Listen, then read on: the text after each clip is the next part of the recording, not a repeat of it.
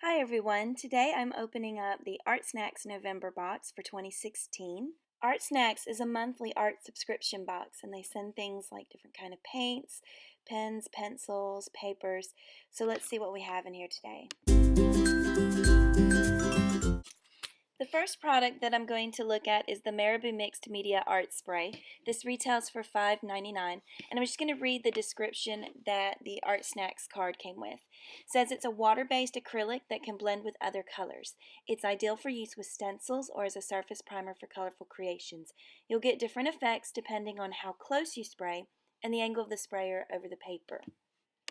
I'm using the watercolor brush that came in the October kit to just see how fluid this spray really is, because I think it would be great to use. When I first opened my kit, I wasn't too thrilled with the colors that I got, but I actually really like this color. It's a nice light green. It's actually kind of a cross between a green and a blue, so it's not as Kelly green as it might appear at first. And you can see that it flows really well. Now keep in mind, I am not a professional calligraphist, and so I am just kind of painting here or there. But you can see that it gives a nice wash, and I think this would be a great addition to anyone's collection of sprays. The next item I'm reviewing is the Pentel Arts Sign Pen Brush, and this retails for $2.99. The menu card states that this brush can give you the most delicate of fine lines, or it can lay down a bold line. Adjust the pen tip angle and pressure just a little and see how versatile this tool is. It's great for lettering. This pen brush also features water-based ink. I'm just starting my journey with brush lettering, and so I find that brushes that have very large nibs, I really struggle to get fine lines on those and the lines not appear shaky. This pen has a very small nib, and so for a beginner like me, this is a great pen to practice those downstrokes, making the downstrokes thick, making the upstrokes thin. I really like this pen.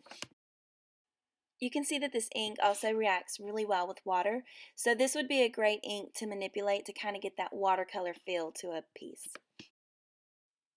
The next item is the Stonehenge Aqua Cold Press Mini Pad. There's no retail price listed for this. This is listed as a bonus item to the kit. Here's what the card says.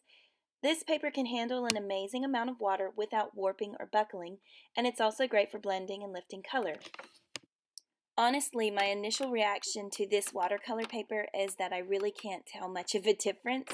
Again, I'm not a watercolor expert, so if you've used this paper before and you have an opinion about whether it's really good or not, feel free to share in the comments below. Here's my favorite part of the November kit. It's the Plumchester 1.5 Fine Brush Pen. This is a new product and an ArtSnacks exclusive, and it retails for $2.99.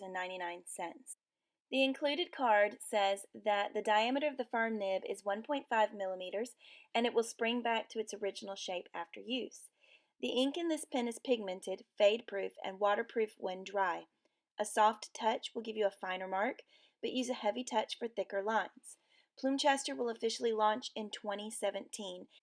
I really wasn't sure if I was going to like this pen because I really struggle with brush lettering and with brush lettering using brush pens.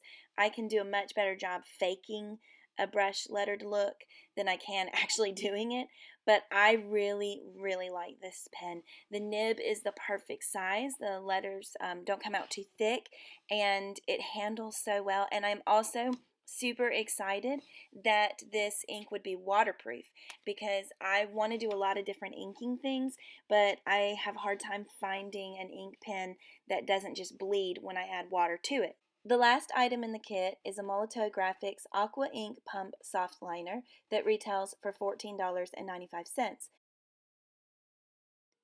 I've already activated my ink, but to get the ink flowing through to the nib, you just flip the marker cap around, use the tip of it, you can push it in. That allows you to pump the ink into the nib without damaging the brush itself.